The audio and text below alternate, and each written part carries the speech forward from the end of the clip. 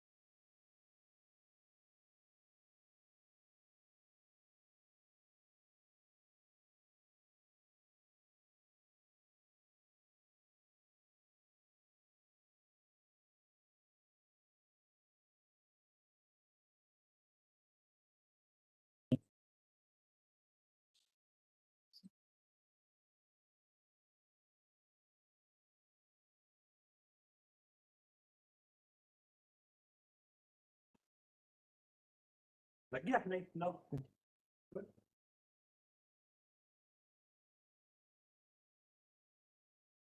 Morning, Dichi.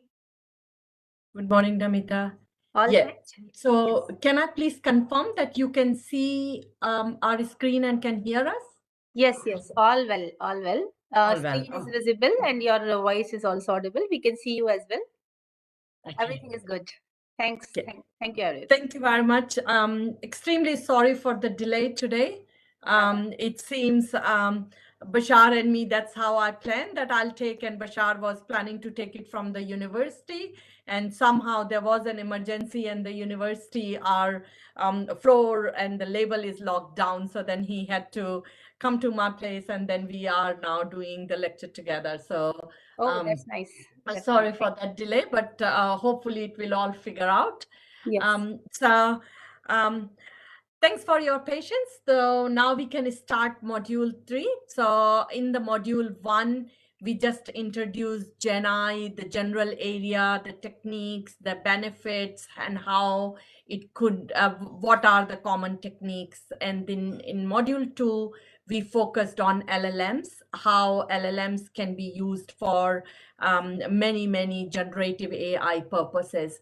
And today now we are going to go into a bit more detail and would talk about GAN. So generative adversarial networks are one of the most used generative AI techniques. So like all you hear about deep fake image generation, that was facilitated by GAN I, and especially and GAN when 2019 Goodfellow he introduced GAN model.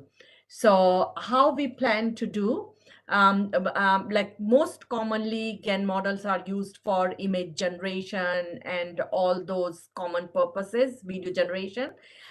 We are rather going to take another look, and very interesting one, where we are going to describe that how GAN models can be used for time series data and some of the common machine learning applications like anomaly detection, how we can facilitate with GAN. So Dr. Abul Bashar, he's going to introduce himself. He's a senior research fellow in my group, working with in my group with me since now last 5 years or so. So and we have got a couple of papers published on time series. So he's going to explain about some of the methods that we have developed, and in hands-on he's going to take you to introduce and give you detail that how GAN model is used for this type of machine learning task. And towards the end, I will jump in and I will give you some demo about how our some other ways GANs are used, and that would be longitudinal data. So you were introduced in module 1 using generative and discriminative model for GAN classification. So I'll be talking about some of the publications that we have made for longitudinal imputation. So we have used GAN for data generation for missing data. So it is my pleasure to hand over to Dr. Abul Bashar. His first name is Bashar. And I hope you enjoy the today's module until I come. So thank you so much. Thank you, Richie, for introducing me. Hello, everyone. Good afternoon from Brisbane. Today we are going to talk about GANs for time series data. My name is Mohammed Abul Bashar. I am a senior research fellow at School of Computer Science, QUT, and I am a associate investigator at Center for Data Science, QUT. So I work with Richie in the group Advanced Data Science and Machine Learning Research Group. So my biography is I have like for artificial intelligence and machine learning and text mining. I'm working in this area for last 11 years. Some of my projects, they have been published in high quality journals like Pattern Recognition, TST, DMKD, and so on. Some of my works have attended, attracted mainstream media, for example, Forbes, 7 News, Brisbane Times, Daily Mail, Times of India, Hindustan Times, and so on. And some of my output from my research are being used by Fortune 500 companies and other companies like SAP, Oracle, Hungry Jacks, and so on. I got my PhD in 2017. And I also taught several computer science courses at Kumile University. And I also taught several courses at QUT, like IFN 509, data exploration and mining, and CAB 330, data and web analytics, QTX, data analytics and machine learning for decision making, and INB 302, IT capacity projects, and so on. I have delivered several guest lecture at QT and other organizations as well. So this is our research group. I think you already got an introduction about that. One disclaimer is that the slides that we are using in this course are copyrighted to our group and QUT. If you need to use any slide or reproduce any slide, you can contact with Richie for permission, or the specific author for the corresponding permission. So in this module today, we are going to talk about GAN for time series data, and in the outline, we'll be talking about introduction to anomaly detection. And then we will talk about how GAN works, and especially for how GAN works for time series data and anomaly detection. And then we'll do a case study for the anomaly detection using GAN for time series data. And then we have another section, advanced topic for GAN, like GAN for longitudinal data imputation and classification. From this module, our objective is to understand the fundamentals of GANs and their components, how different components communicate with each other and make the generation and data distribution learning. And then we will see how we can use GAN for time series data, especially focusing how can we do anomaly detection. And then we will try to see some of the data, longitudinal data imputation and classification. And then finally, we'll discuss what are the trend and future potential future research area in GAN and time series data. So when we talk about anomaly detection, generally from a or layman point of view, we can say anomaly detection is the process of identifying events, points, or observations that significantly deviate from the general data distribution. This kind of anomaly detection is important for many areas. For example, we can use it for early detection in for example, in the industry setting, we can use anomaly detection to see if our operation process is going as intended. If something looks like anomalous, then we can identify those anomalies and then do the early intervention that can help us reduce our failure time in the execution. We can use it for security. For example, we can use anomaly detection for identifying fraud, cyber attack, and other security breaches.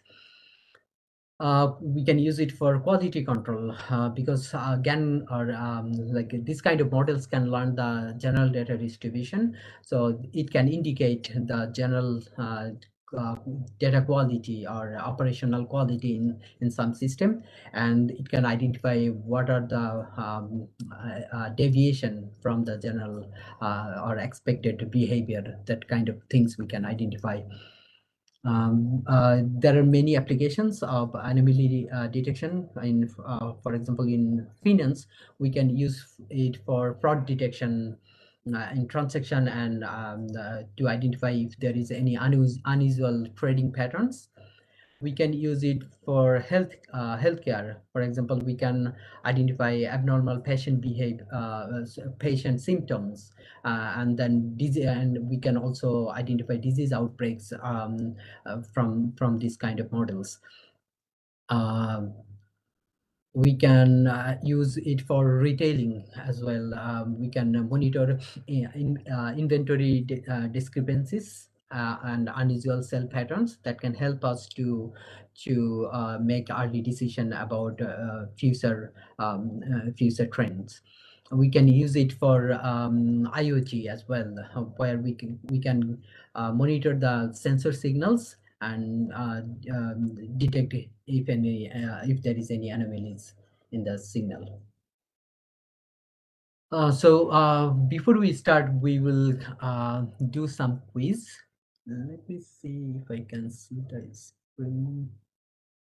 So in this quiz, the quiz says, in anomaly detection, a key limitation of unsupervised learning method is that we have four options. First option is it requires label data to define normal and abnormal behavior, are highly sensitive to class imbalance in the dataset. C, many struggle to detect subtle anomalies without prior domain knowledge.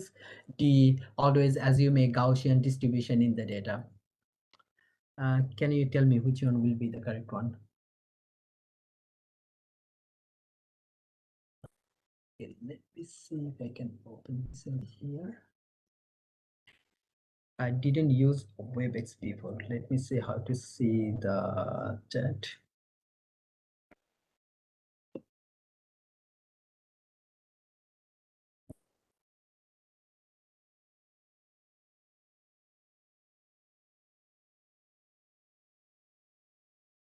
Show the tips.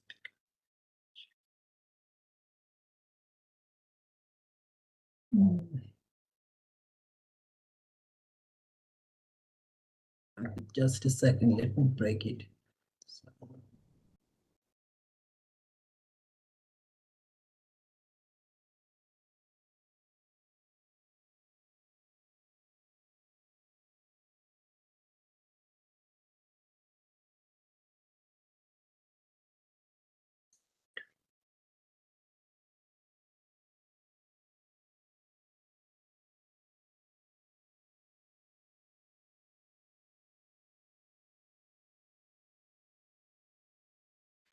I can see some of you giving the answer, but I'm struggling to figure out how to see the chat box actually. This is interesting.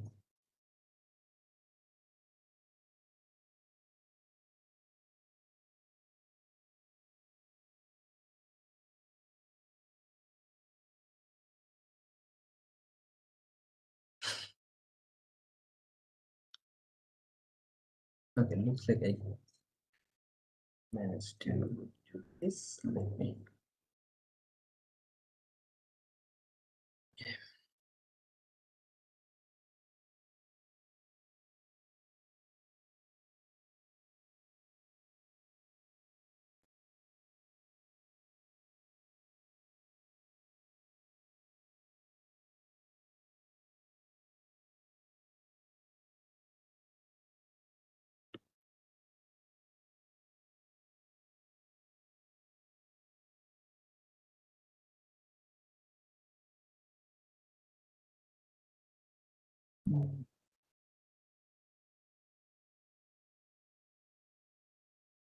Looks like I can't find out the chat.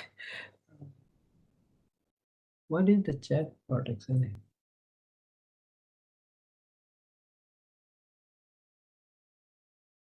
This.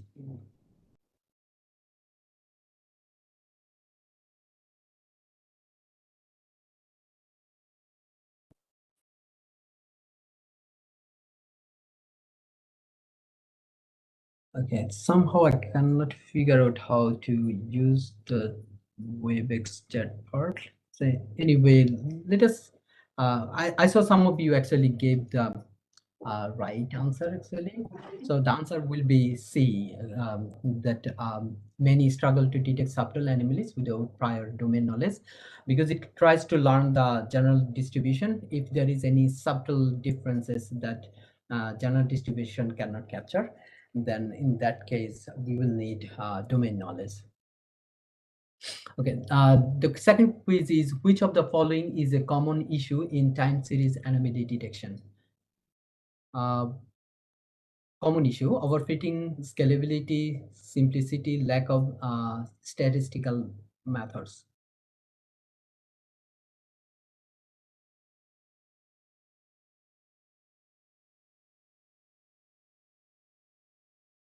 Yeah, so yeah, overfitting is the main cause.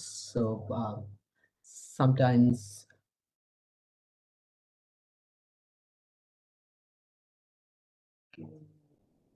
I do this. Okay, this is weird.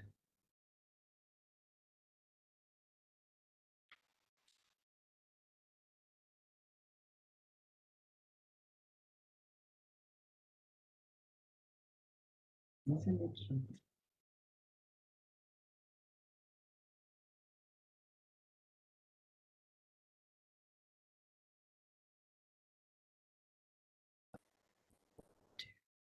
Yeah.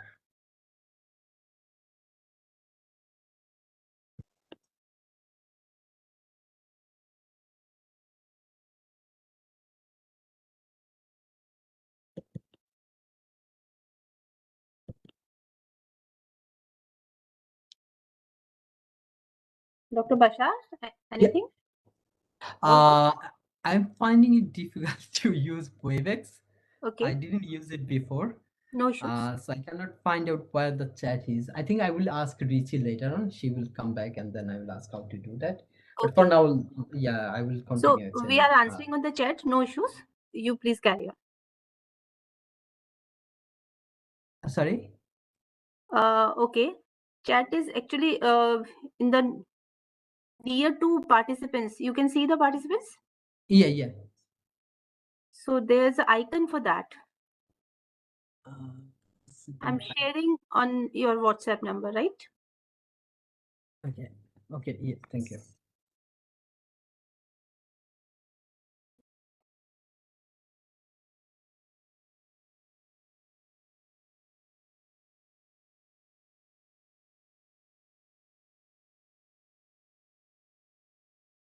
Oh, okay, there is this thing. Yeah.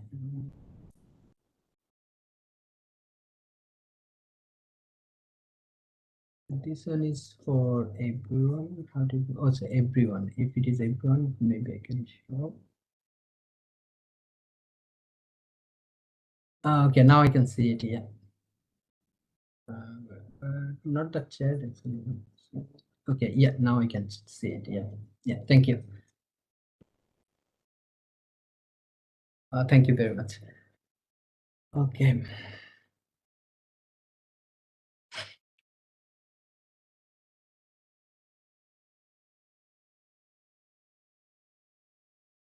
Okay. So when we work with time series data, there are some challenges that we need to be careful.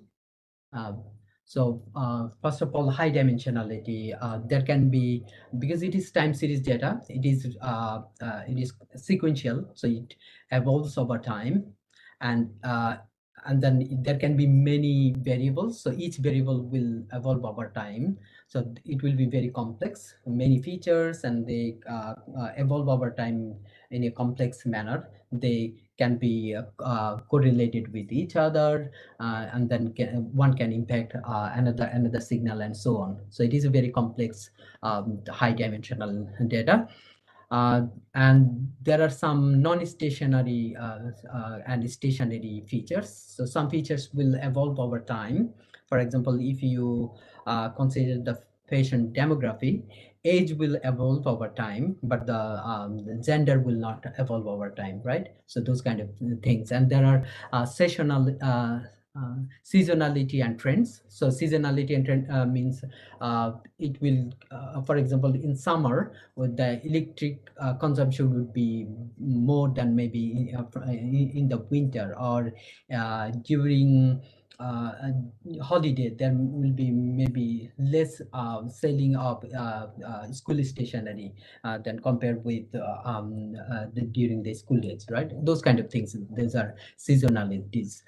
And then there could be random noise that can interact with the signal and other phenomenon. So we need to be careful about the noise as well. And then data sparsity, because if you think about some of the application areas, for example, patient data or transaction data, then there will be very small fraction of data that are anomalous. So most of the data will be normal data. Like, most of the people are healthy, and a very small portion of people are maybe have like health issues. Or if it is transaction data, 99% of the transaction is legitimate, valid transaction, and maybe only 1% or maybe 0.1% data could be anomalous or potentially threat, right? So that means we have very small portion of data that are anomalous. So modeling that kind of behavior becomes very challenging. And then another thing is scalability, because because it is time series data. So we will be sampling data maybe every minute or a couple of minutes, and so data volume will be vast. So handling the scalability will be another option. So there are many methods in existing literature that we can use for anomaly detection. There are some statistical methods, ARIMA, that uses they're also called autoregressive integrated moving average. Another one is exponential smoothing. And Z-score. So they are very common statistical methods. For example, in Z-score, we try to find out the mean and the variance. Then based on that, we can identify if there is any significant variance that we can flag as anomalies.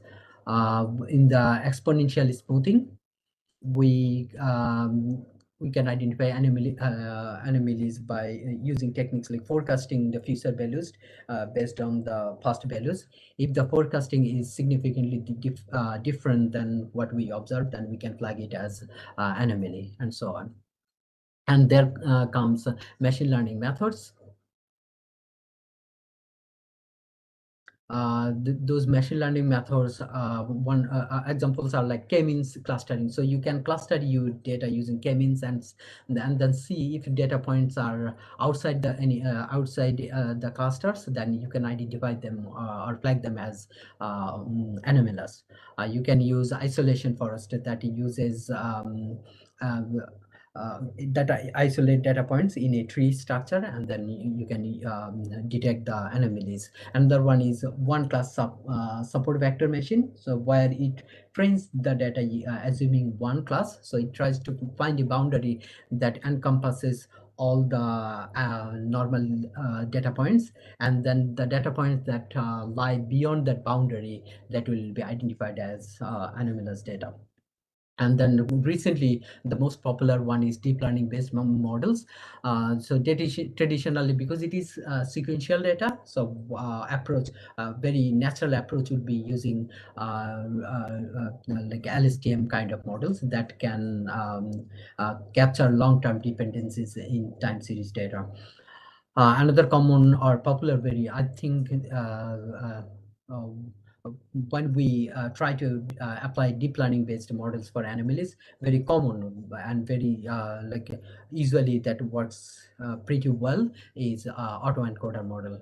So the autoencoder, it uses a encoder and decoder architecture. So The encoder try to project the data into a lower dimension, and then decoder reconstruct the data from the lower dimensional representation, and then the variation of original data and reconstruction data can give an indication of whether the data point is anomalous or not.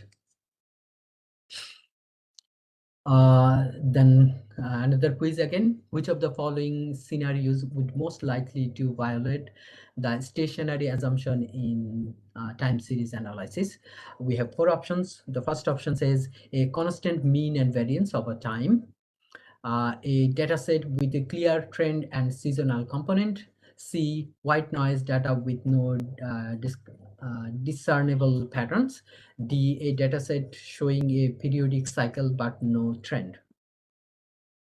It looks like you're very genius. Most of you have said C, so C is the right one. Sorry, the answer is okay, I think there is a confusion in the question. Maybe which of the following scenarios would most likely violate the stationary assumption? So stationary assumption means throughout the time the mean and variance will be similar, right? If you use a constant mean and variance, so it is like stationary, like it is not significantly varying, right? Constant mean and variance means data is stable. If we have a clear trend and seasonal component, then again it is stable, right? But C is white noise. So white noise can quickly abrupt your data. If you know, like D, if your data set showing a periodic cycle but not trend, then it is stable, right? Okay, so now if you look into B, it says there is a very clear trend and seasonal component. So when it says clear trend, all right, so that can be one option. And because if you have a clear trend, that means it is going up, up, up. So that means the variance will be changing. So that can be one potential answer, right? And that is white noise. So if you have white noise, if it is noise, that can significantly change. But when it says white noise, that means the noise is actually well distributed, so it cannot significantly change the variance, because when you calculate the variance, as the noise is distributed uniformly distributed, so that can be cancelled out in the variance portion. So if you consider all the things, then B would be the best answer for this case.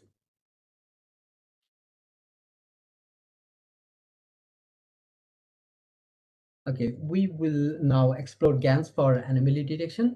So to explore GAN, let us try to understand what is GAN, right?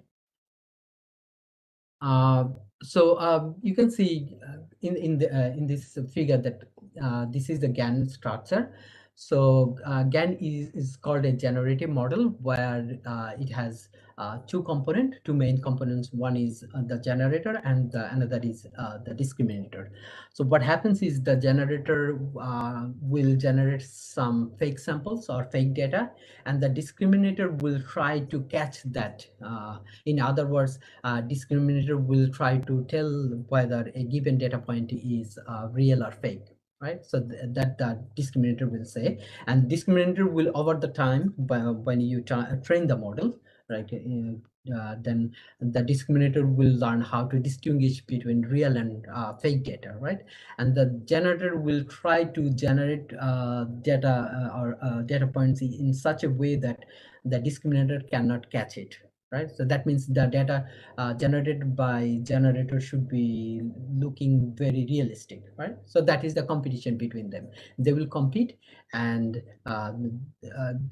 if you train enough iteration, then after certain time you will see that the discriminator cannot detect the fake data anymore. In that case, we can say that generator is generating realistic data points, right? So now we can see through this process the generator. So you have the real data distribution, and then the P, what we can say P of X, and then the generator is trying to learn that real distribution, but not maybe 100, not 100% exact. So we can call that data distribution learned by the generator as p hat of x, right? So, and then the difference between these two distribution is considered as loss. So we use this loss or the difference between them to penalize our generator to generate the realistic samples. I can show you one example on this animation. So there is this animation, right? So you can see we have this generator and then we have this discriminator. And then there is some data distribution, real data distribution that we can select to. So maybe initially, okay, another option is we can actually provide a custom data distribution. Let us assume that our data looks like this, right? So this is our real data distribution. So any data points lying here is real, and the data points not lying in this area would be say fake or anomalous, something like that. If we do that, and then let us run this one. So this is our generator manifold. So generator will try to learn the real data distribution, and this is our discriminator manifold. Let us run this one. See, so this, the point that this is moving, see this one, the purple one, this is our generator distribution. Generator is trying to learn the data distribution similar to the green ones, right? So it quickly goes to the green location because the distribution is very simple, right? We can select another one, right? We can select this one, fresh this one. Now if we have this one, which is a little bit more complex, right? And learning this real distribution will be much more complex than the earlier one. So if we do this one, see, it is now trying to learn, moving around to see which one will be the real distribution. So it will be much more complex. It will take more iteration to learn the distribution. See, our generator manifold, this one is changing.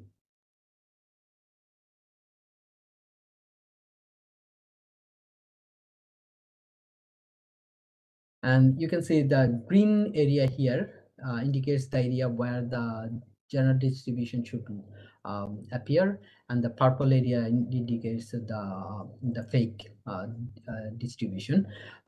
This is our discriminators manifold. So you can see now it is much better. It is separating the purple points into two groups. One group near this green cluster, and another group in this near green cluster. So that's how the generator will try to learn the real data distribution. Right? So if we run this for like long enough, then it will closely follow the real data distribution. Right, so that means the generator will know what is the real data distribution of, or what the real data looks like. So if it can capture that information, we can use that information for checking against newly coming data points to see if it is anomalous or not.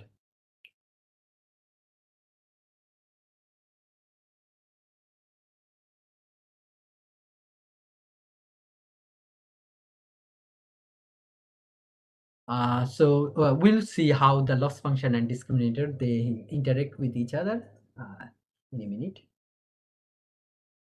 Yeah. Okay, now let's move on.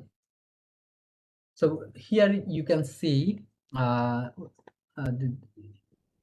we train the model, we train it in adversarial setting, right? So the generator and discriminator simultaneously trained for a zero-sum game, right? Zero-sum game means one is trying to improve the probability of real data, another is trying to decrease, right? So their goal is opposite. So they are trying like playing in a zero-sum game. So what happens is the generator tries to produce real data, which is indistinguishable from the real data, and the discriminator aims to correctly identify the real and fake data, right? So initially, you can see here is your loss function. So the blue one is the discriminator loss function, and then the orange one is your the generator loss function, right? So initially their loss function is somewhere in the middle, right? 0.7. And then as we train, quickly the discriminator loss function goes down. So that means the discriminator quickly learn how to distinguish between real and fake, right? But you can see generator starts to struggle to find out where the real points are, right? So it tries to, it struggles until here, and then it starts to like go down. That means the generator finds out some areas where the real data is lying, that the real data is sitting, right? So then you can see that this generator loss function goes down quickly, and after some time you can see that loss of generator and discriminator is like stable. So the discriminator can no longer tell you 100% like which one is real and fake. So at this point we can say that the generator has learned enough information about the real data distribution. So here is another example. What happens is, you can see the generator takes a random vector or like random data points, and then based on that it generates a fake sample, and that goes to the discriminator. And also you can send the real data to the discriminator, and then discriminator says this one is real or fake. And now if it for the real one, if it says real, then good, very good. If for the real one, if it says fake, then you penalize your discriminator, right? And for the fake one, if it says fake, then very good. But if it says real, then you penalize your discriminator. And that's how discriminator knows how to distinguish between real and fake data, right? On the other hand, when if the data is fake and the discriminator can tell that it is a fake, that means your generator couldn't find out or couldn't generate realistic data. That's why the discriminator could catch it. So you penalize your generator, and then generator will try different way to generate the data, right? So the more you penalize it, it will change your way of generation, and after many iteration it will find out what is the best way to generate the data so that the discriminator cannot catch it, right?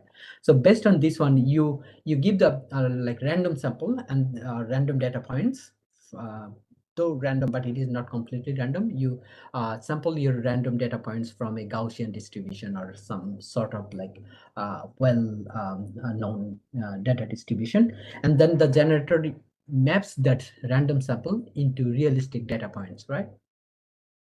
And that means it knows what is the real data looks like, how the real data looks like. So if it that's why it can map your noise or the random points into the real data points, right? And then that means the manifold or the mechanism inside the generator knows what the real data looks like, right? That the real data distribution is learned inside the generator. That's how it learns the real data distribution. Using neural network is it happens. Yeah.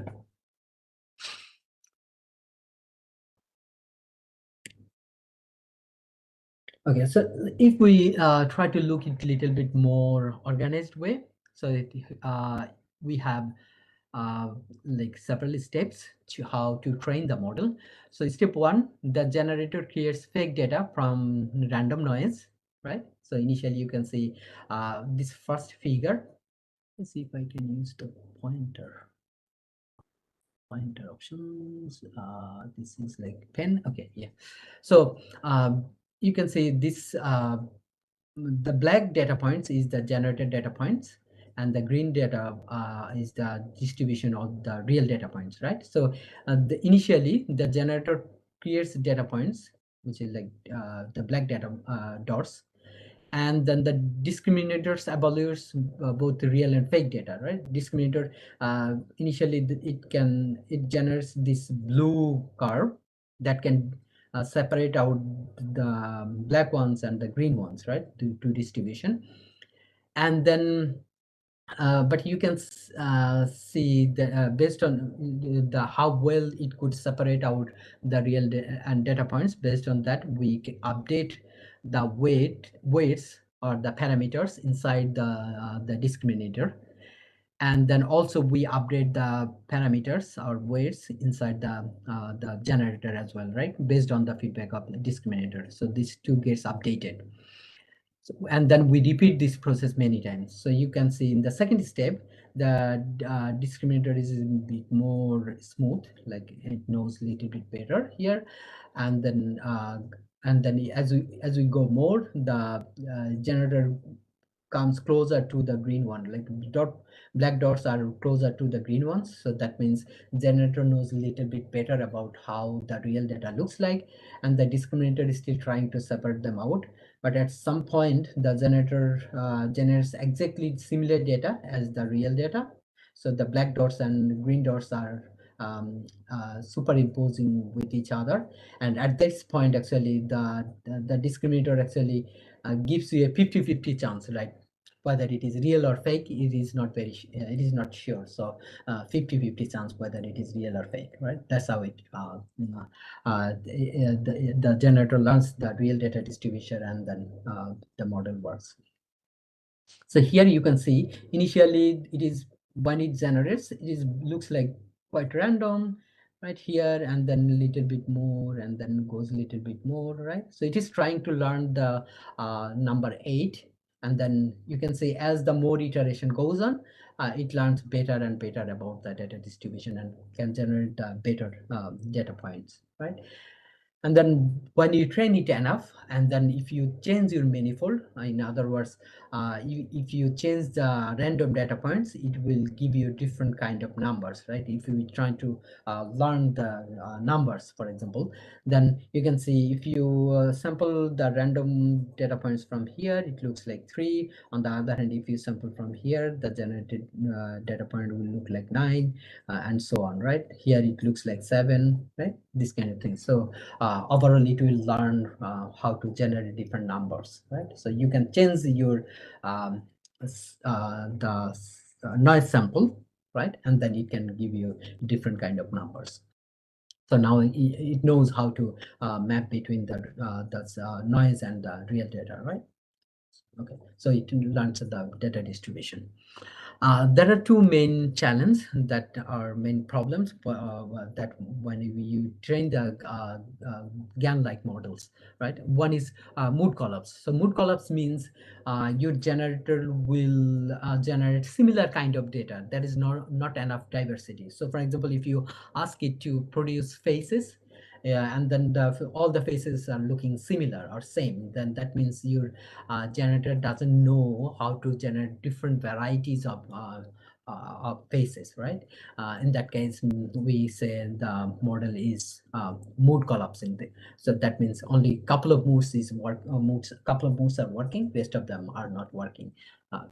And there could be training instability. Sometimes you will see that your training or generator loss and discriminator loss, they are oscillating.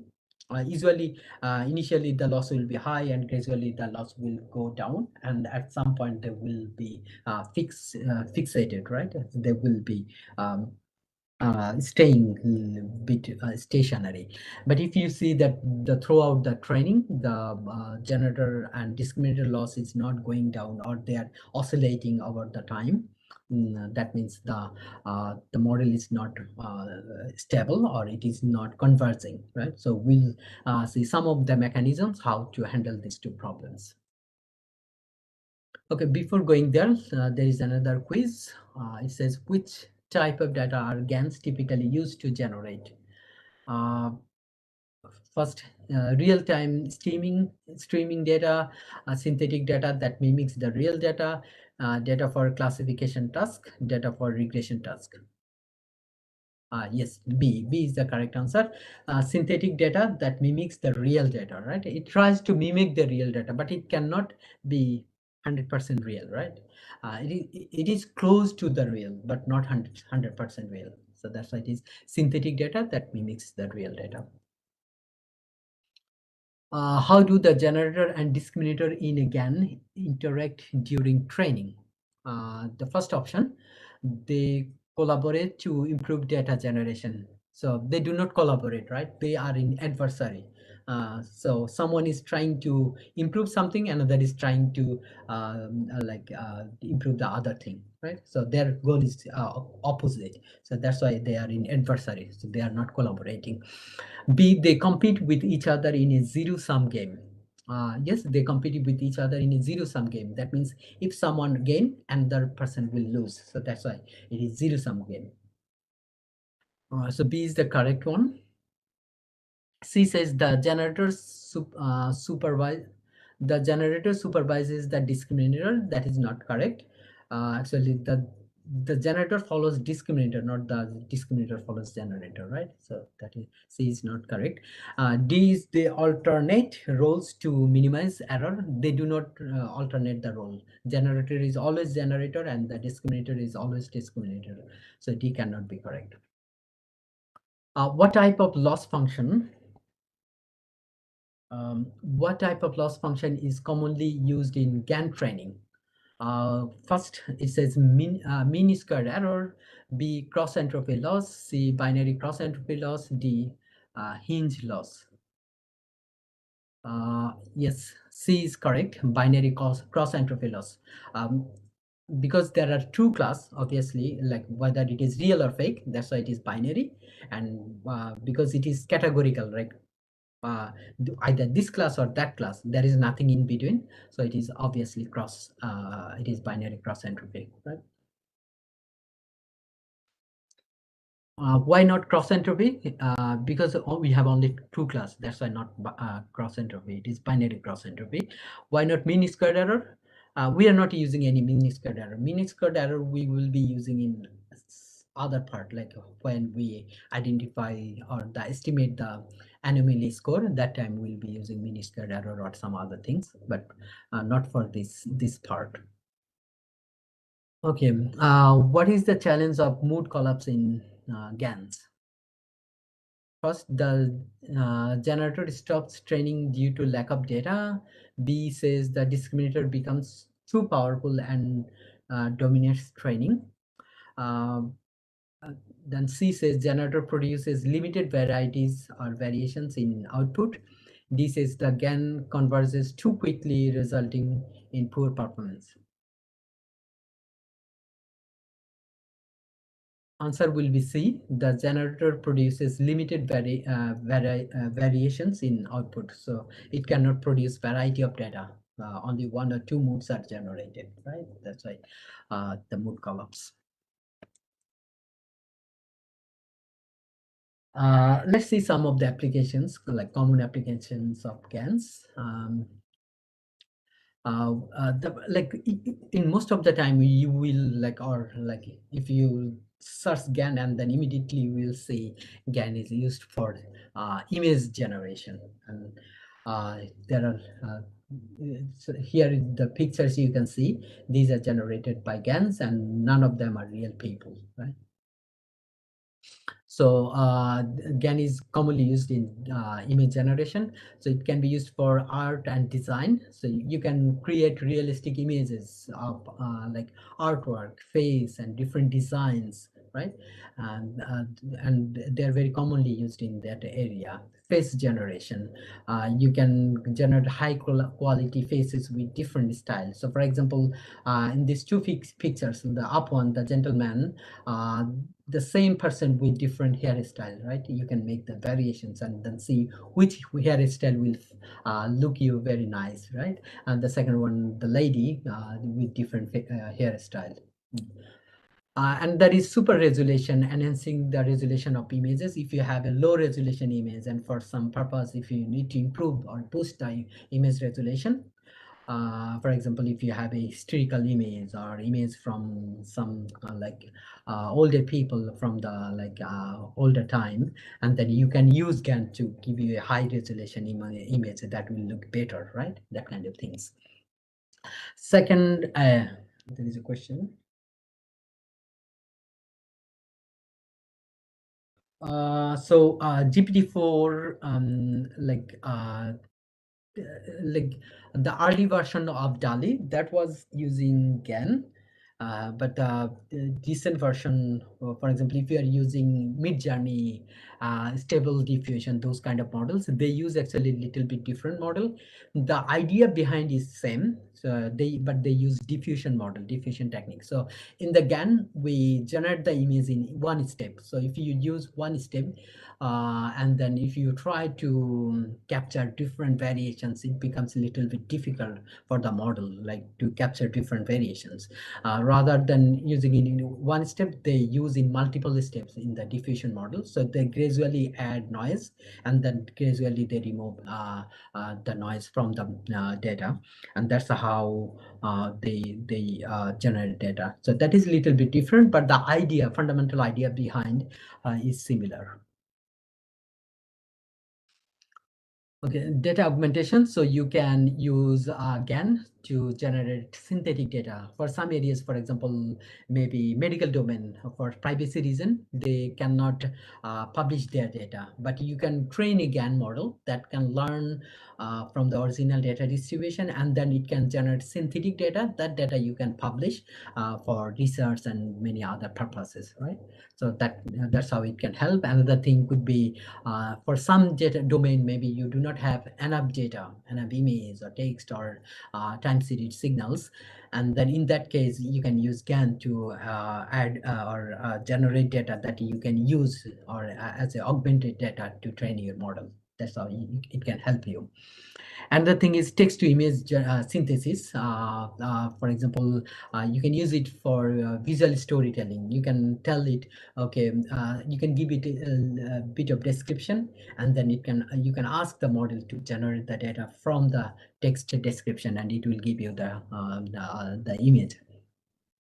Or you can use it for product design. For example, you can give a product, and then you can ask it to make different variations of that product and see which version or variation looks very pleasing or nice looking, that has potential market value, right? And then you can use that design to deliver the product in the market.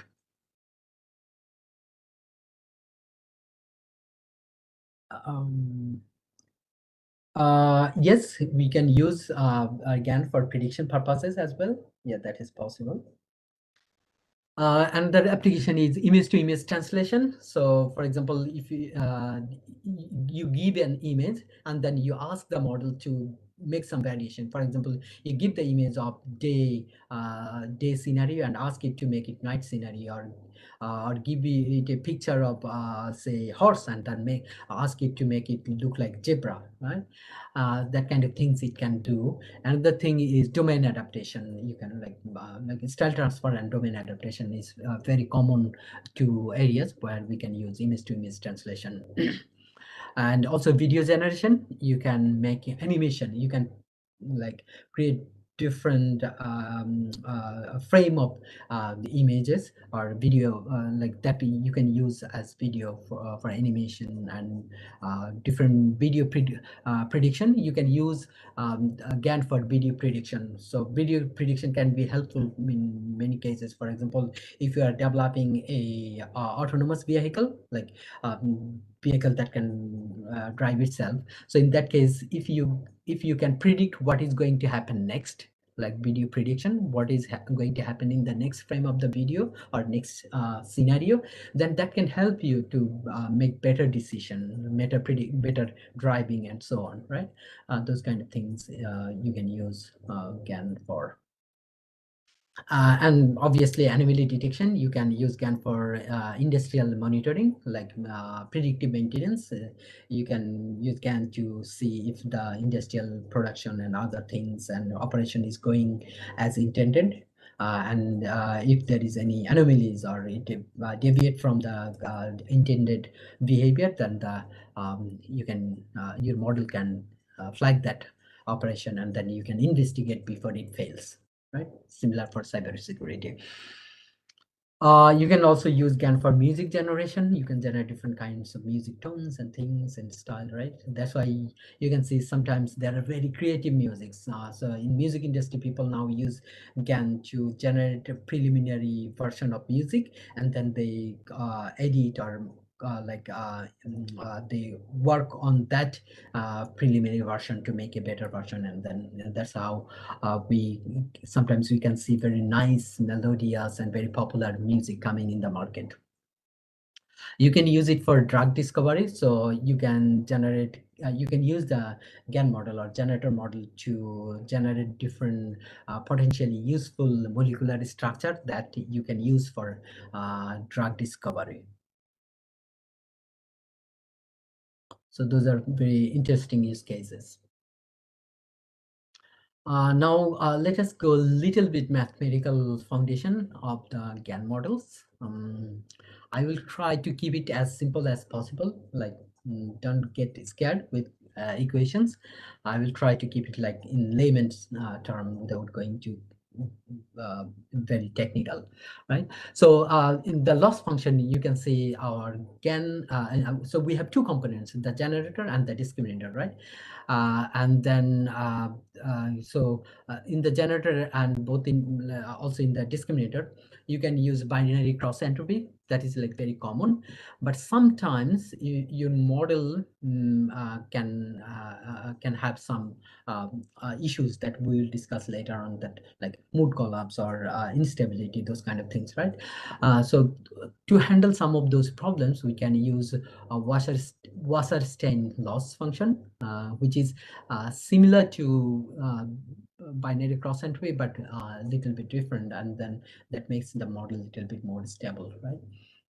So you all know what is binary cross entropy. So you here you can see for the generator, you give this noise vector like Z or Z, whatever you call.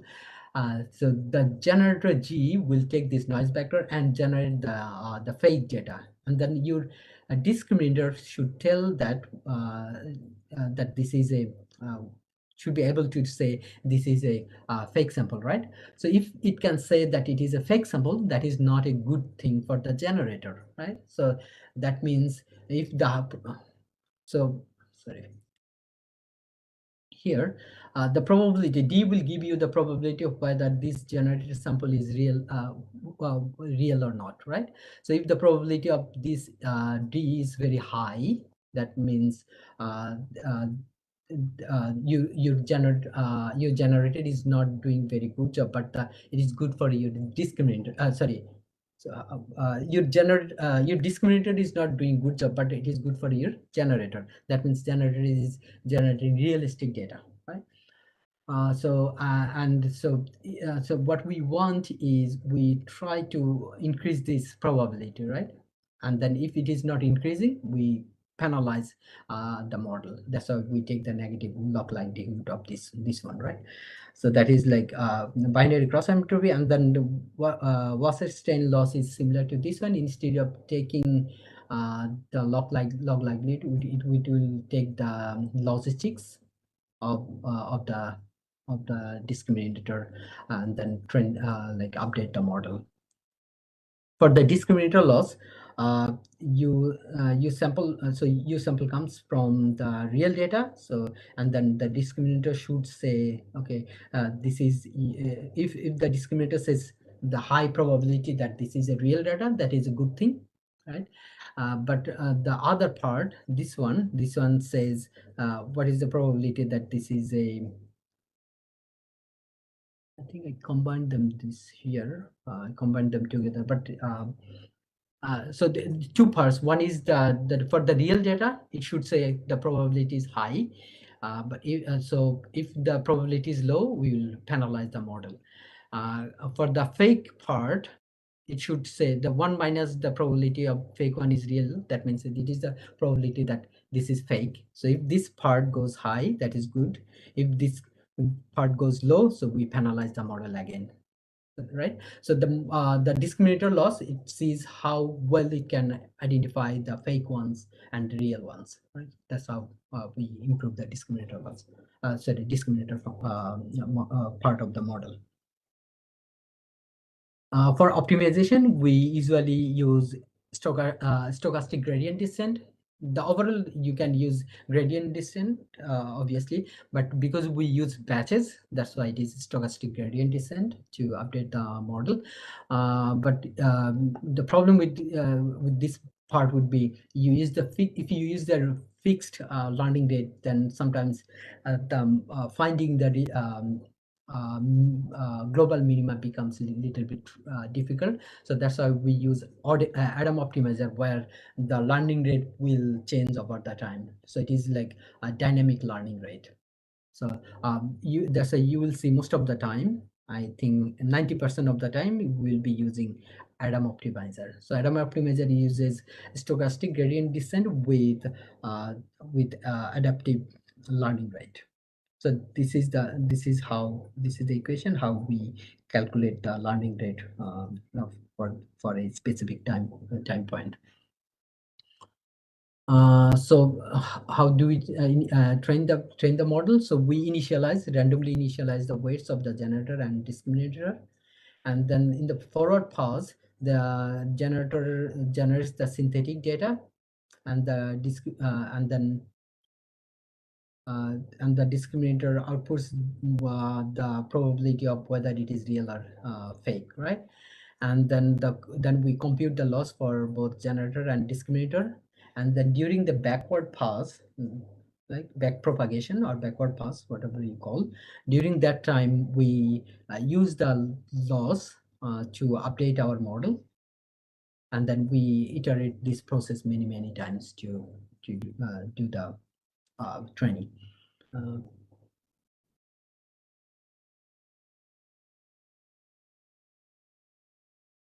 Okay, so so removing the log helps, because if you take the log, the one thing is that the point becomes very small. All right, so if you remove that part, and then if you take the whole distribution, so then you are, so it will prevent vanishing gradient, something called vanishing gradient. So if you take the log of the value, it becomes very small value, right? So in other words, if you generate, so your probability is between 0 and 1, right? And then if you take the log, so that becomes very small, like value. And then if you do this thing for many times, after certain iteration, you will see the value, because of the precision in the computer, it will moves towards 0, and everything will after some time maybe everything will become 0. So this is called vanishing gradient, right? But if you don't take the probability or log, rather if you take the so if you remove the softmax from the final layer of your model, right? So it becomes a number, like regression, similar to regression. It becomes number instead of a probability. So you have bigger number, right? Instead of the number between 0 and 1, now you have numbers like 10, 100, 2000, like any random number, right? So that is less likely that it will have the vanishing gradient problem. So this is one advantage if you use this kind of thing.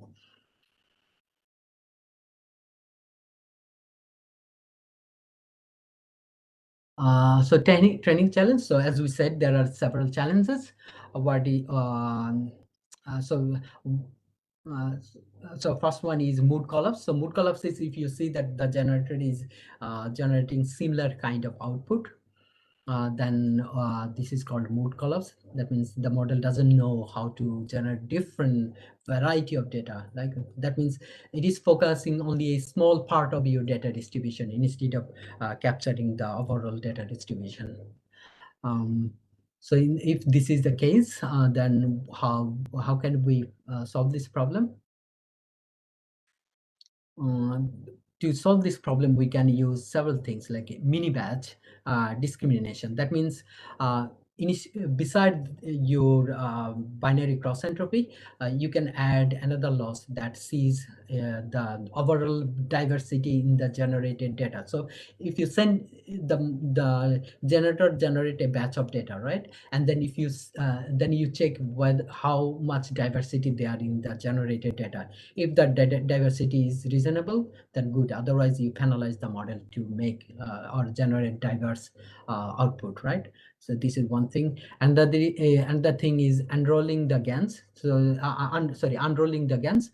So you can temporarily unroll the optimization of discriminator to provide more stable gradient. So in other words, what you can do is you can so what we do is we alternate between the generator and discriminator. So the generator generates something, discriminator do the discrimination of real and fake, and then we generate and then do the discrimination again. Rather than doing that, what we can do is we can run the discrimination several times. So the discriminator has better idea of distinguishing between real and fake, and then the feedback that the discriminator give to the generator becomes more reliable. So that's how the generator can generate more reliable output, right? So what we do is we train the discriminator, say 3 times, and then generator 1 time, again discriminator 3 times and generator 1 time, something like that. Or you can train several epoch for discriminator in the beginning. During this time you do not train the generator, and after 10 epoch or 5 epoch, then you try to train discriminator and generator simultaneously. So this is called unrolled GAN generation. Third solution would be regularization technique, where you can use dropout and noise injection. So you can use say 20% or 50% dropout in the generator, in different layers of generator, and you enforce the model to avoid the avoid generating the similar data. Uh, um, and another thing could be you can inject some noise. So then by doing the noise, by injecting noise, the model knows how to handle with those noise, and then how to generate like a little bit variation. Uh, and then these techniques we'll see in architecture how they use this injecting this noise. This model is, I think, the model is called StyleGAN. In the StyleGAN, they use injecting noise to generate variation for so they inject noise in different layers to generate more varieties.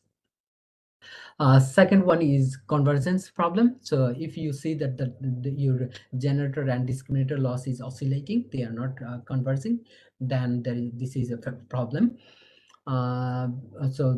If this is happening, then you will see the generated data is poor quality. Your discriminator is cannot confidently discriminate, and then the generated data from the generator is very poor quality, not realistic enough.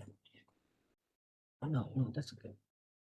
And so if this is happening, so one thing is you can use Wasserstein GAN. Then if you are using Wasserstein GAN loss function, then it can avoid the mood collapse and those kind of things. So it knows how to 3.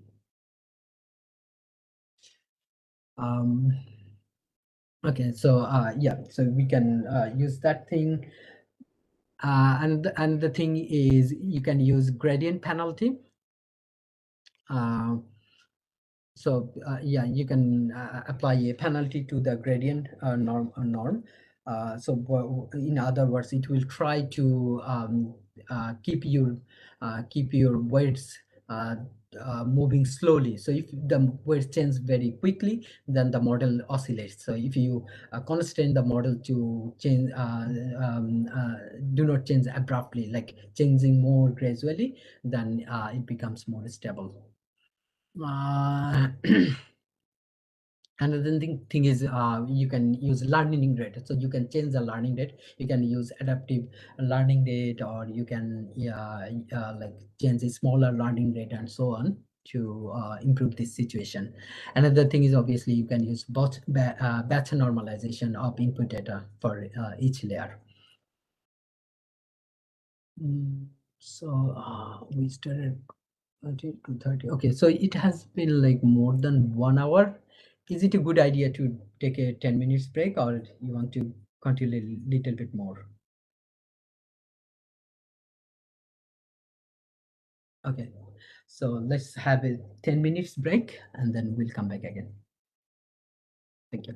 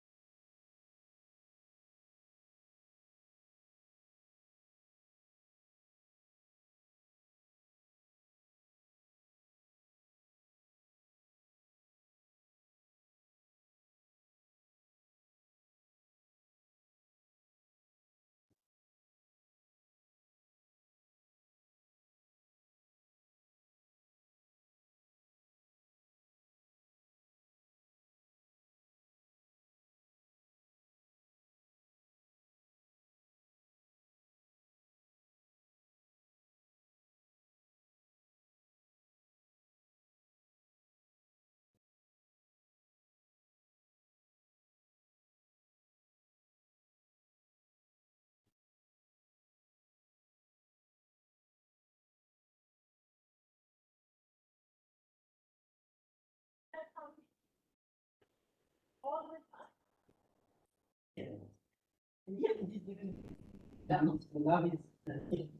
Love is yeah. Do you know anything else?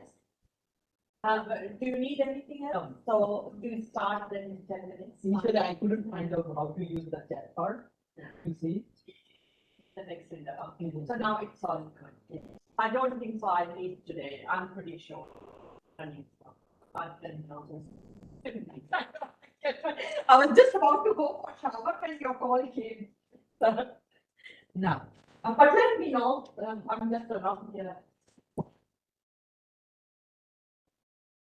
Overall, I think running behind the times is the most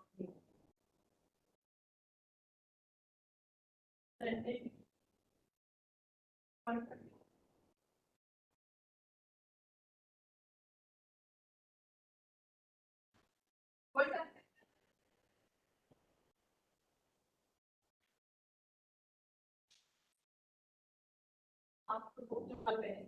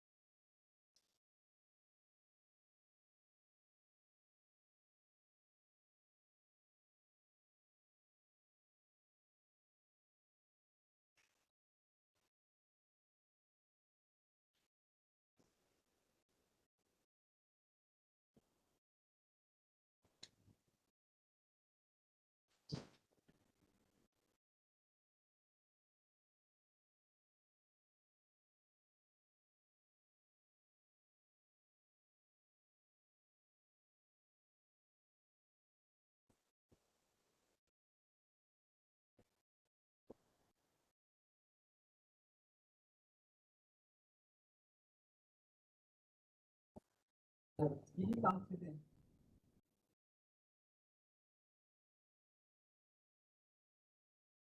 Oh, yes.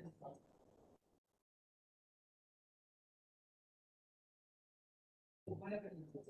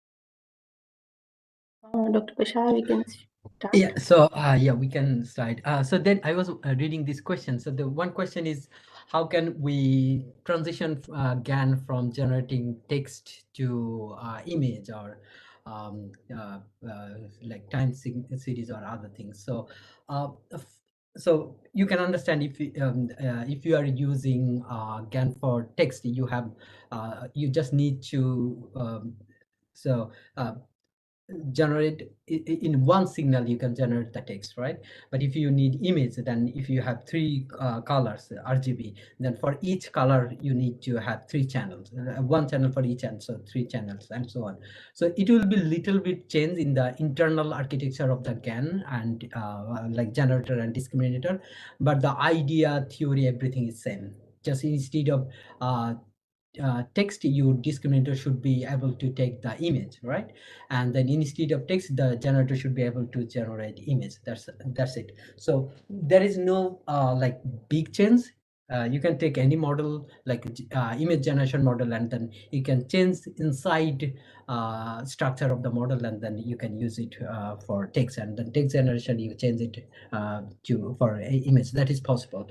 And in our hands-on part, I will actually show you some of the, I'm not going to show you that for image, but I will show you where to change so that you can use it for image, you can use for text, or you can use it for time series and so on. So that part we'll cover. Yeah, thank you. So yeah, let's begin again.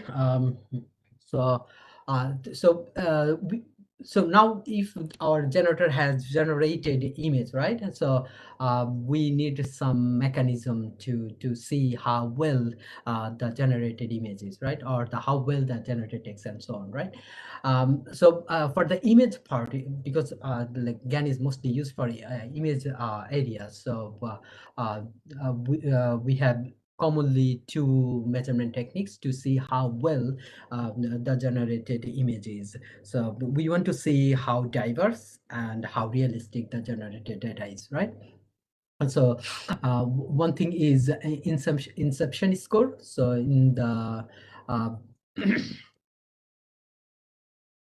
so what it does is uses a pre-trained inception V3 model, so which is actually trained a model trained on ImageNet, so that your model, so ImageNet has thousands category of images, right? So now you use that one to categorize the generated image from the GAN and classify them into different classes, right? And then you use that one in the KL divergence between the conditional level distribution and the marginal level distribution. So in other words, you want see here is the KL divergence between conditional level distribution. So that means given an image, you want to know your inception model will tell you the probability that given a data generated data point X, what is the probability of a specific class for that image, right? And then you have the overall probability distribution for the category, right?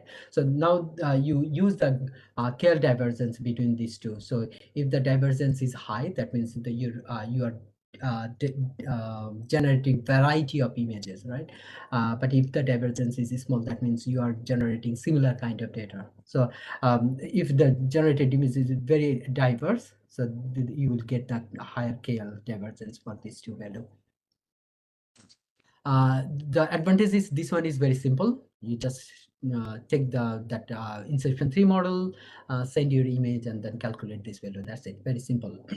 The limitation is that it is sensitive to pre-trained model. So if your pre-trained model is not well, if it cannot capture the variety very well, then it might not work very well.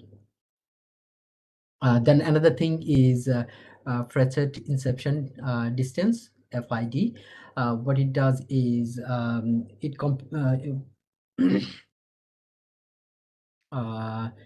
here you can see this.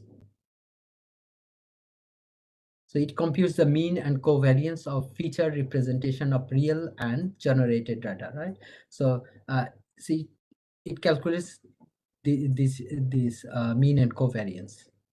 So you take the feature space, and then between so you take the feature space of the real data and the generated data, and then you calculate their covariance and mean and covariance. So the good thing is this one is more reliable because you are working in feature space. You have more like information to consider.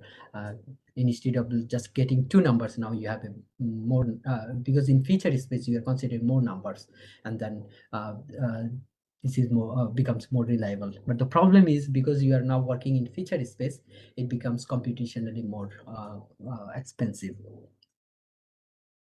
And because you want to calculate mean and variance, obviously you will need to generate many samples, right, to calculate this value. That is another problem. So now let's quickly see different types of GANs, right? We saw the basics of GANs, how GAN works and so on. Now see how GAN, what are different kinds of GANs, right? So in 2014, the basic or vanilla GAN came in. That one was proposed by Ian Goodfellow and his colleagues. And that one got a lot of attention. The problem with vanilla GAN is that you don't have any control over what kind of data it will generate. Oh, okay, so there is a question. Go back to the backs. Yeah, this slide, yes. What is the question, please?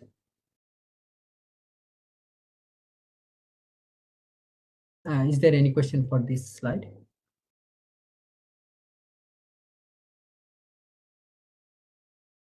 No, Okay. sir. No, Dr. Okay, Bashar. okay. They have already Okay, asked.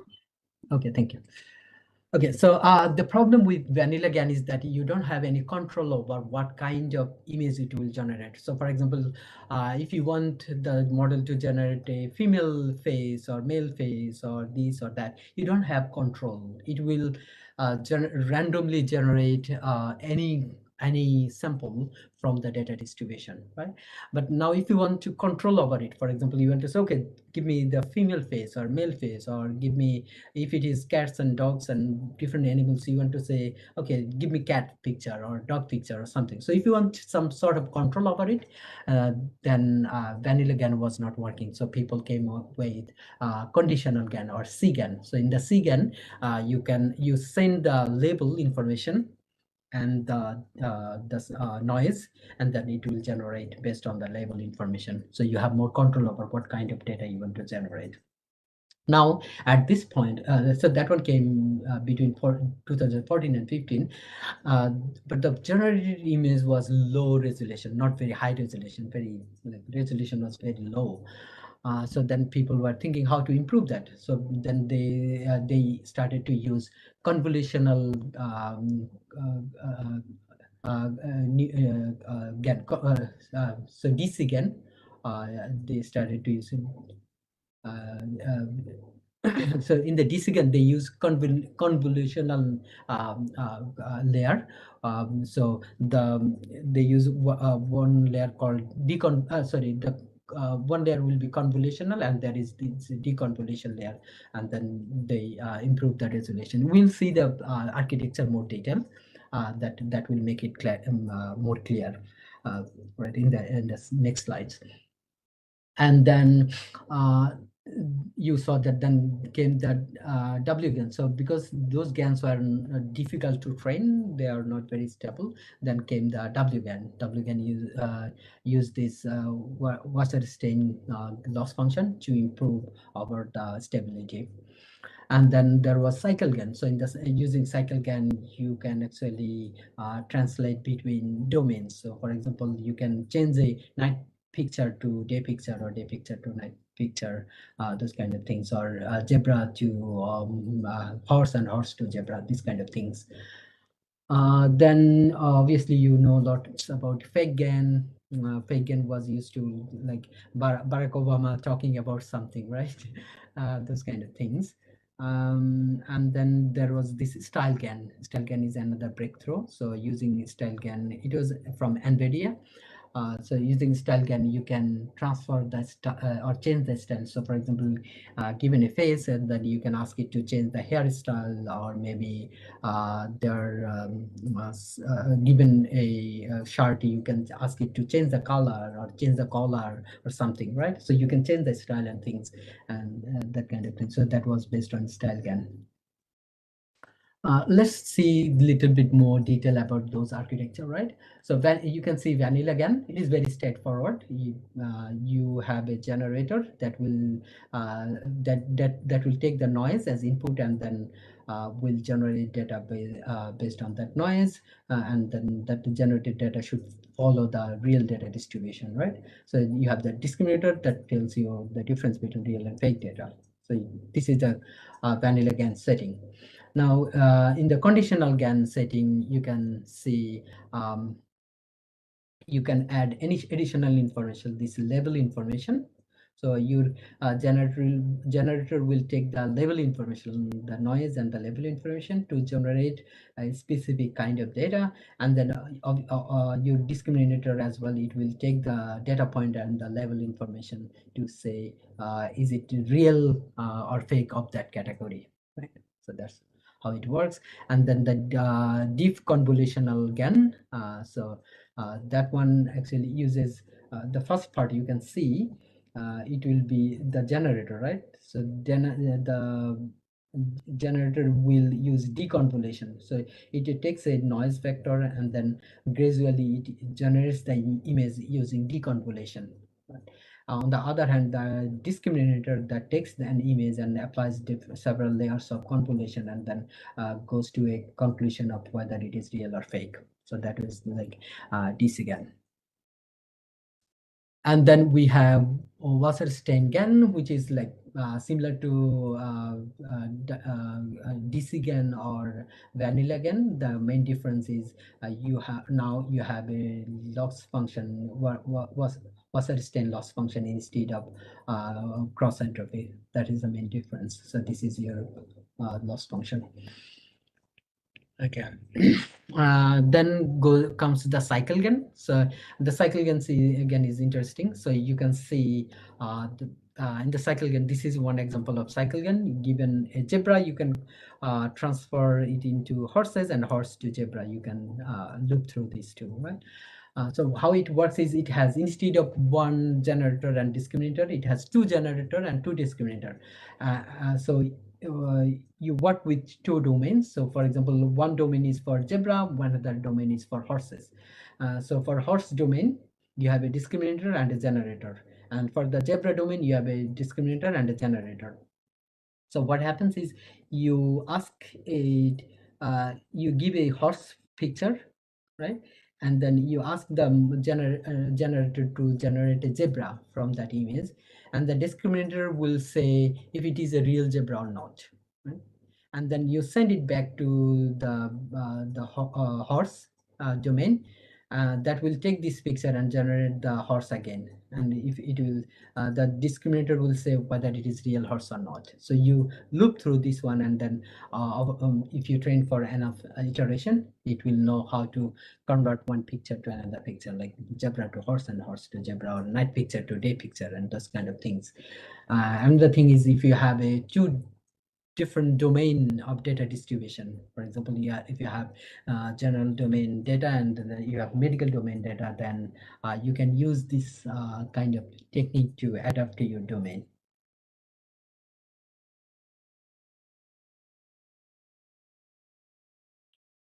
Okay.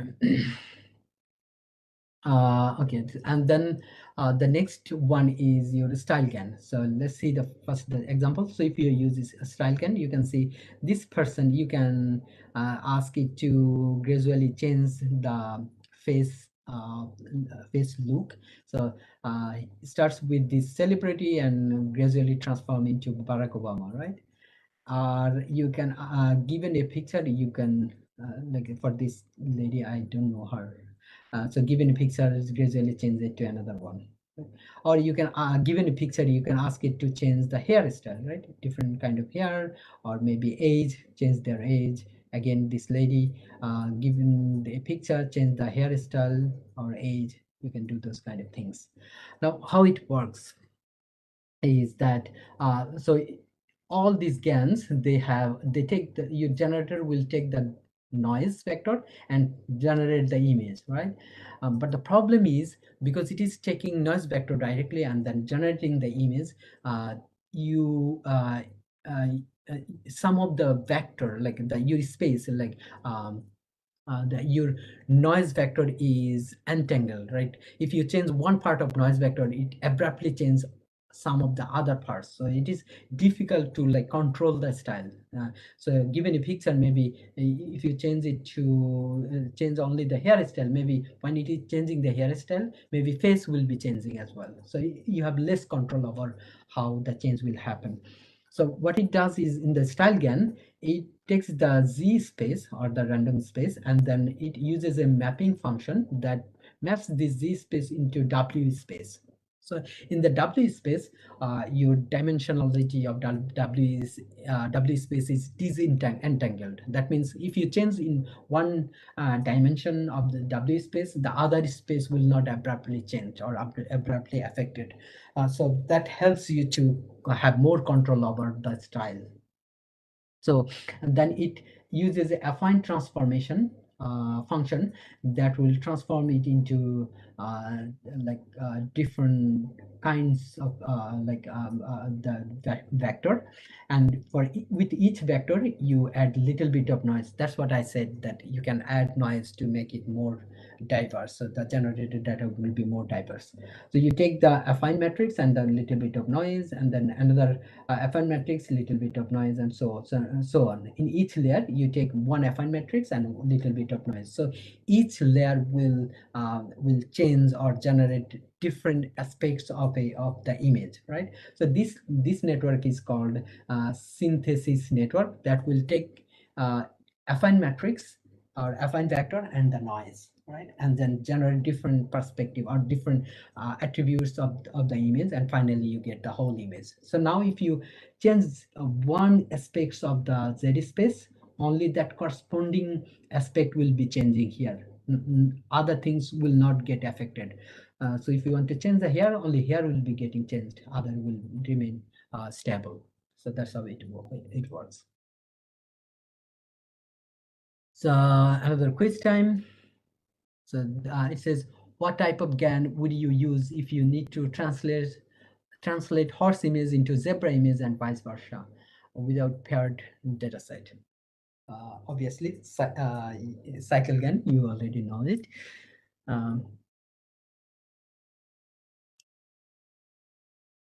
Okay, yeah, you're right. B was the answer. Then we have which GAN model is particularly known for generating highly realistic human faces? So cycle GAN, W GAN, style GAN, DC GAN. It is style GAN, yes, because style GAN you have more control, so you can have more realistic image, right? Instead, if you have less control, sometimes it is a bit noisy, not that realistic. So style GAN is very popular for producing human face.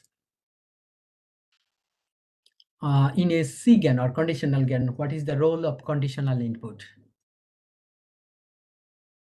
To stabilize the training process? No, we are not talking about that part. To condition the data generation process on specific attributes or labels. So you can generate or the condition on the label to generate the data. So B is correct. You are saying B, yes. C, the to translate images between domains. We are not in C, single nor conditional GAN. We are not talking about domain. To improve the computational efficiency, no. So only B is correct. Okay, so this one is a little bit more open-ended or more elaborative. It is just for discussion because writing the answer would be difficult for this one. This one says, what are the two main components of a GAN? Obviously, you know, encoder and decoder. And then why is adversarial training important in GANs? Why adversarial training?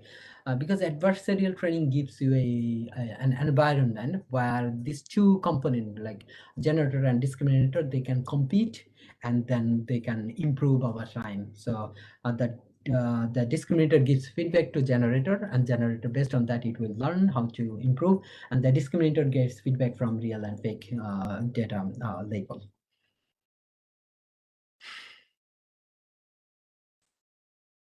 Okay, now let's see. Let me see how many slides remain. Okay, so yeah, let's see why we need the GAN for time series, right? So you can see in the time series, obviously it is a timestamp. You have your data will change over time, and then there will be some variations. So that variation could be because there is the seasonality or some other things. So this is one aspect. And the thing is, it could be multivariate, so different variables will change in different ways, and then some of the variables can affect others and so on. So that is the thing. And then their distribution could be quite complex, not just because there are many variables, they will the distribution could be very complex to model, right? So these are like challenges. So to those things, given those challenges, it looks like if you use GAN type of models, they are very uh, uh, how to say, they're very realistic, or they are very useful to handle those kind of challenges. So in the time series data, obviously you can use GAN to generate additional data points to augment your training model. You can use it for obviously anomaly detection if there is any anomaly in this complex scenario. GAN type of models that can handle complex scenarios or handle complex data distribution would be very good. And then you can use it for noise reduction, because you can use GAN type of model to generate realistic data or learn the general data distribution. Then it can easily identify what are the points that might be potentially noisy. So you can use it for noise reduction. Obviously, you can learn features, and it is very flexible. It can learn many different kinds of functions or data distribution. So it is very flexible. So you can use it for potential predictive maintenance, because in time series your data come from different sensors and other things that change over time, and then you can use that data through GAN to for predictive maintenance. You can use it for healthcare monitoring, so you can change for example, heart rate and other blood samples and other things that can change over time for a patient in a intensive care or in hospital, that can help you for healthcare monitoring. Obviously, you can do energy management as well, because it can tell you the different patterns of energy consumption. Based on that patterns, you can make your plan ahead so that you can deliver your energy in a better way. Obviously, you can use it in cybersecurity, because it can learn the normal patterns and usual use of network traffic. So if something happens that is unusual, then GAN can tell you that something is happening unusual.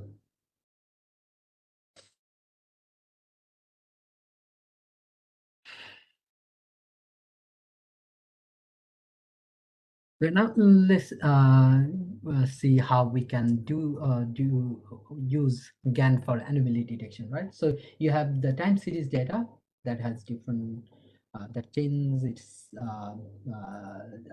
distribution over time, and then you in this changing environment, how to detect the anomalies using GAN, right? So obviously, GAN has this generator that can learn the general data distribution.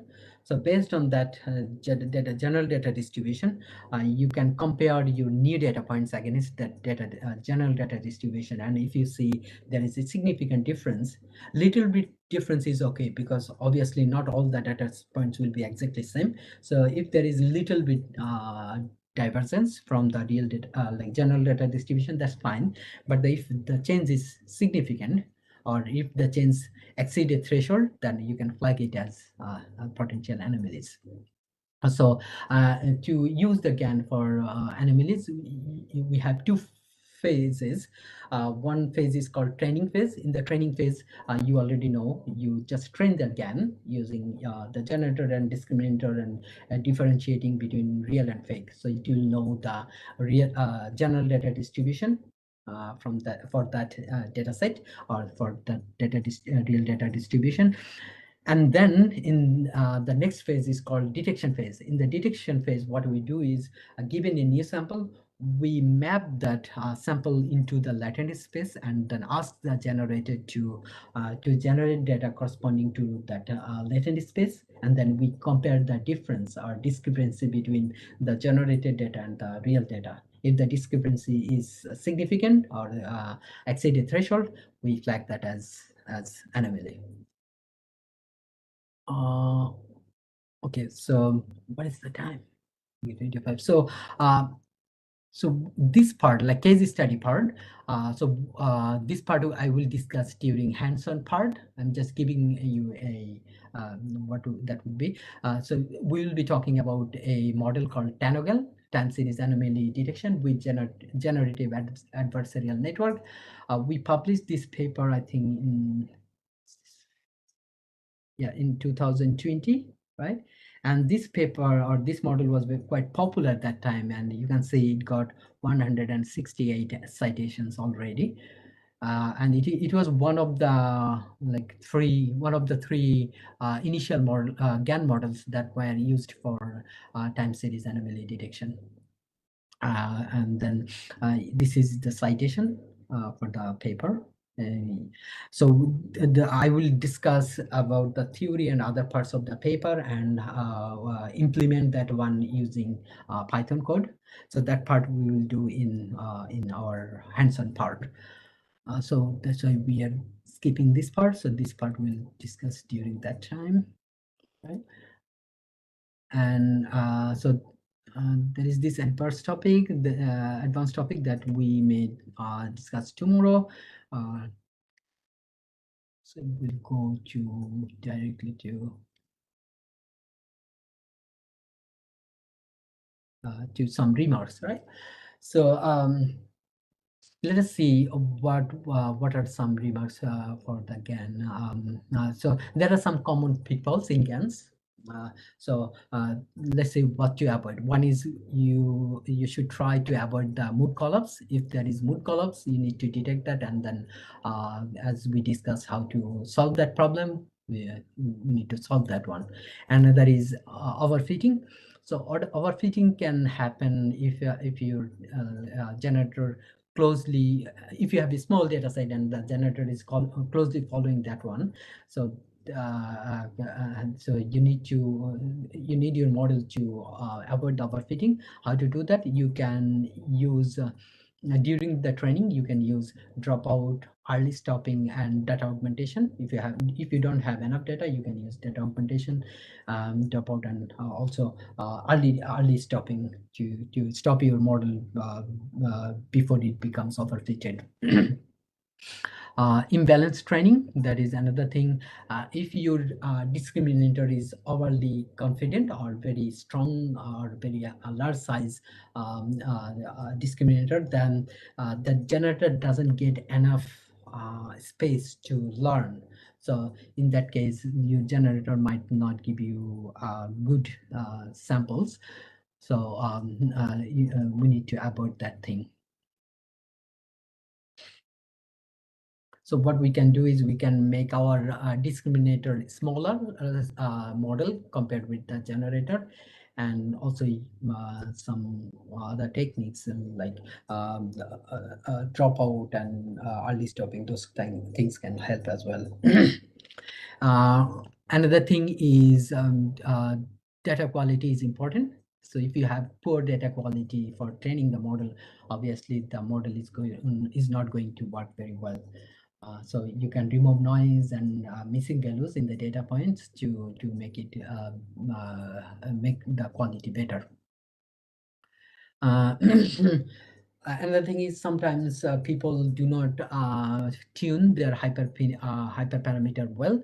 So if you do not tune your hyperparameter well, the model might not be the optimal one, because each model and the parameter set or hyperparameter set is dedicated for a specific task and a specific data set. If you do not tune your hyperparameters for that specific task and data set, then your model might not work. So using the default parameter set is not a good idea. And another thing is people do not do the evaluation rigorously. So you need to use many different evaluation metrics and see that all those metrics are working well. Different metrics indicate different kind of problems and weakness in the model. So you need to use different kind of measurement techniques to see the accuracy. So for the troubleshooting, mood collapse, if mood collapse, you need to see if it is lacking diversity.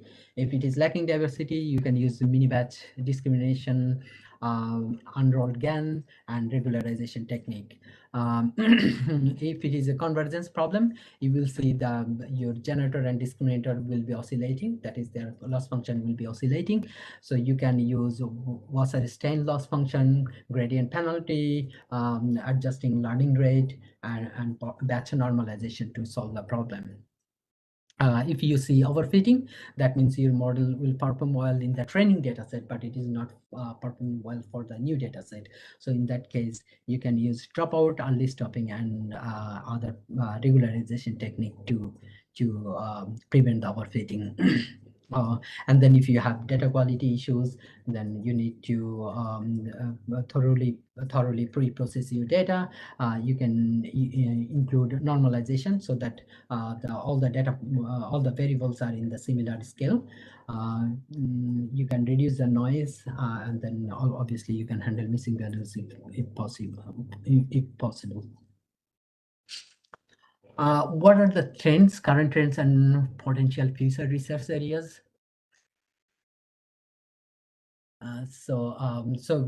We can see then the current research trend is that people are now using transformer-based models in the GANs. So because if you use LSTM and those kind of models, the problem is they still suffer from long distance relationship between the time points. So if you use transformer-based model, they can handle or solve that problem because they can see all the data points together, right? And also transformer-based model is much faster than LSTM kind of models. We can see that people are now using GAN for multimodal data. So the same model can generate different kind of data, and they also can understand different kind of data. For example, the model can take image and then can generate text, or can take text and generate image, and so on. And also they can take multiple modality together. For example, text and voice together to generate like video and so on, right? Another thing is explainable AI. People see that GAN and also deep learning as well. Those models are very useful, but they are very difficult. They are very difficult to understand why something is happening. So now people are working to explain why something is happening. What the model makes, when the model makes decision, they want to know why the decision is made. So people are working around that. Another thing is ethical AI. Some of the GAN models, you will see that some of the GAN models may be biased. So for example, early GAN models, they generate faces of only white people. So that means it is racially biased. So models should be balanced in a way so that they are not biased towards anything. So those kind of ethical things are being considered. Application trend, we can see that GANs are now being used in healthcare for monitoring and data augmentation purpose. It is being used in finance for detecting fraud and making forecasting about financial outcome. It is being used in cybersecurity for detecting attack and potential fraud and yeah, those kind of things. It is being used in manufacturing for predictive maintenance, quality control, and so on. For retailer, people are using this kind of model to predict different kind of patterns, what will happen in winter, summer, or any specific time period. So if they can generate that or simulate that kind of situation, they can make a better prediction and make a better preparation for that. And I think in the future, some of the areas will be still a hot research area. One of the thing is people will still working with innovating different kind of GAN architecture that are suitable for many different applications beyond the architecture that are being used currently. And people will be working to develop GAN models that can be used in real time. So GAN are a little bit slow in the sense that the training GAN takes quite a bit of time. And now if we want to use GAN in real time scenario, then we need to come up with models that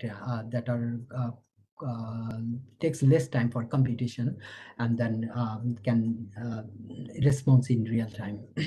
Scalability will be another problem because now we have more and more data, especially for time series. The data, like maybe in some cases, people have millions of or billions of data points over the time. To model that kind of complex data will need scalability. Another thing would be integrating the GAN models with other deep learning models. For example, we can use GAN models with reinforcement learning to come up with a better solution and solving many different kinds of real world problems. People will be working with ethical and fair AI, obviously. That will be another hot area. Explainability and interpretability is going to stay there for a long time. Energy efficiency, obviously people are trying to make models that are smaller in size, like that means less number of parameters, so that it takes less time to train. Another thing is people are now training, like making available pre-trained models so that it becomes more energy efficient.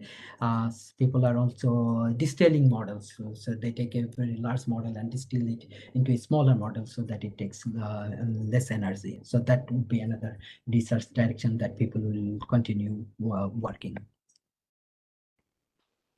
In closing summary, so we today we saw the basic idea of GAN, and we saw what is how we can use it for time series data, especially how we can use it for anomaly detection. So the key takeaway from this course would be GAN is a powerful model or tool for us to generate realistic data and detecting anomalies. They can provide us very high accuracy. They're very adaptable, and they can scale quite high compared with other models. And we can see that people will continue to research and innovate in this area for advanced GAN models and their applications. Thank you very much for this part of the module. This is my contact information. You can email me. You can connect with me with LinkedIn. There is my website where I list my projects. Sometimes I like publish some of my ideas and things there. And this is QR code for my LinkedIn profile. If you have any questions, thank you. Okay, and if you don't have any specific questions for me, I will hand over it to Richi Nayak to give a closing speech. Thank you, Dr. Bashar. Very Thank you. complicated topic in a very simple way. You explained it. Lots of questions you have taken. Thank you so much. Yeah, thank you. I don't know how to stop it. Yes. I'll stop sharing. So thank you very much for attending this session where Bashar presented the theoretical concept. With the time, we could not present the advanced application of GAN in longitudinal data series. So most likely we'll present that tomorrow if time permits. Otherwise, we can discuss that in the last module. So now we will take a break. And if you guys could come back at 12 noon, and then Bashar is going to give you more hands-on on Tanagan. And so the next session would run 12 to 3, where we will introduce you hands-on. And after that, there would be a quiz, fun time. So that would be 3 to 3:30 p.m. And then we'll meet tomorrow. So please take a break, stretch yourself, have something to eat so you have energy for the next 3.5 hours. See you soon then. And I'll hand over it to Namita to add anything extra if she wants. Thanks, Namita. Yes, so we'll be having a quiz, first quiz of this FDP. So it's your choice. You start at 3 or 3:10, 3:15. We'll keep it for you for 30 minutes. You can attempt 50 questions. Each question will take around 30 seconds. So it's easy question. First quiz is all the questions are very easy. You have already learned from the first 2 sessions. It's not from today's session. It's from previous 2 sessions. So hope to meet you at again 12 noon. Thank you. See you then. Bye-bye.